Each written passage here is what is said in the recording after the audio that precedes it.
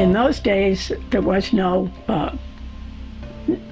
no package delivery service. Certainly there was no Amazon. There wasn't any Federal Express. There was, you know, those things just didn't exist. And so everybody sent everything by Railway Express. And so a gentleman was sending a trunk by Railway Express.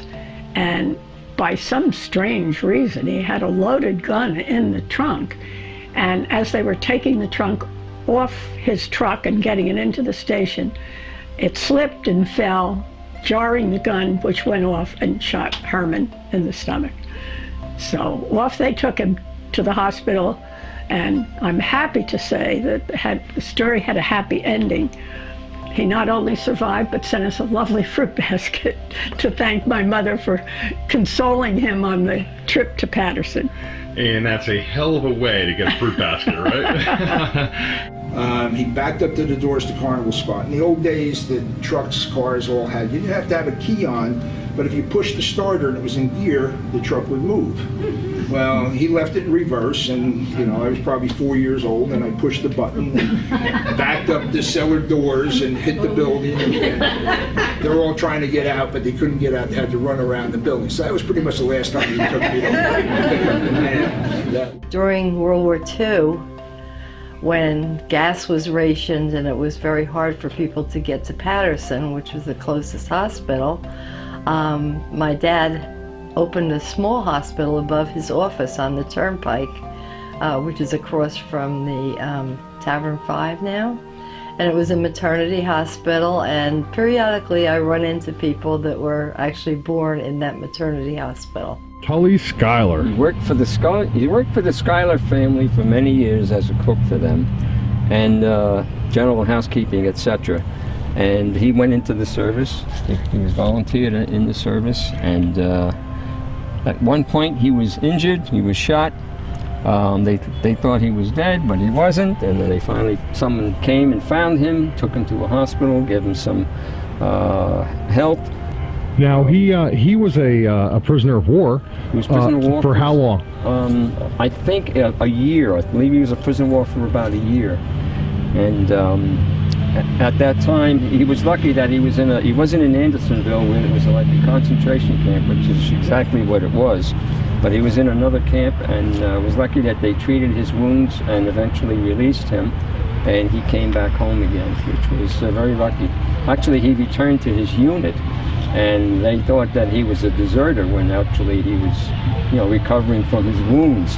We had an incinerator that was out by the train tracks, and I was given by someone along the line a life-size Charlie McCarthy doll. And I guess after a while I must have tired of it, and he was being thrown out. Well, when the train came by, saw this body lying by the tracks and thought it was alive. Thought it was a boy that had been hit by the train, and came to a screeching halt and got out and saw that it was a doll. And the police came and checked it all out and wondered if we had done that on purpose, which nobody admitted to it. So anyway, he was taken down to the train station, and he sat there for years on the bench with a sign around his neck that said, "I was the boy that was hit by the train." And we think that Robbie Jones's sister has that Charlie McCarthy doll. What's the matter? You think the Joneses ended up with that? Well, yeah, Bob Jones definitely took it, and he had it in his, I don't know if it was in the basement or the attic, but it was somewhere. And I asked Robbie about it, and he said, "I used to see that thing. That was weird." And then just when the store was being demolished and everything, I said to him, "Robbie, is that Charlie McCarthy doll still around?" And he said, "I think my sister has it." 1951, 1953, the Santa went on the roof. You're all familiar with the Santa. Dad and Mom had cut that all out with a coping saw before any jigsaws and stuff. So the first time it actually went on the porch of the store roof, and then after that it went up on the addition. So it's 53, up in 1984, I redid it. It's going with us up to Lake Tamarack when we're moving up there. I can remember one year when my dad was a pregnant woman, and just going out, him trying to buy a maternity outfit to wear to be in this show. Dr. Manroe, who was his nephew, my cousin, was a little boy with a big lollipop and a big stroller that somebody built for him. And it was great. Mr. Scanlon singing, "Take good care of yourself, you belong to me." And just everybody in the community got involved, and it was great. And I don't really know how many shows they did, but I'm going to say maybe 5 or 6 over the years. I went to Pompton Plains School, and there was Pequannock School, which you sort of knew existed, but it wasn't, it was as if it was Riverdale School or Wayne School or whatever. It was just another school in what we sort of thought was another town. We really didn't have any contact with the kids from Pequannock School at all. And then the school system hired Dr. Stephen Gervais. And when he came, he was the superintendent of both schools, and he said, well, I guess this can't be. So he decided to do something with the two schools together. I was in the 7th grade at the time, and what he decided to do was a little politically incorrect in this day and age, but we had a minstrel show. And the students from both schools came, and if you had any talent, you participated in the minstrel show. And there is a picture somewhere of the minstrel show, and it was very successful, and it was our first chance of meeting those kids from Pequannock. The next year, when I was in 8th grade, we graduated together, which was, of course, also never done. And we graduated together on the stage in the old church house, not Friendship Hall, which was nowhere to be found at that time. May 7th, 1966, the New Yorker magazine. We were on the front cover of that.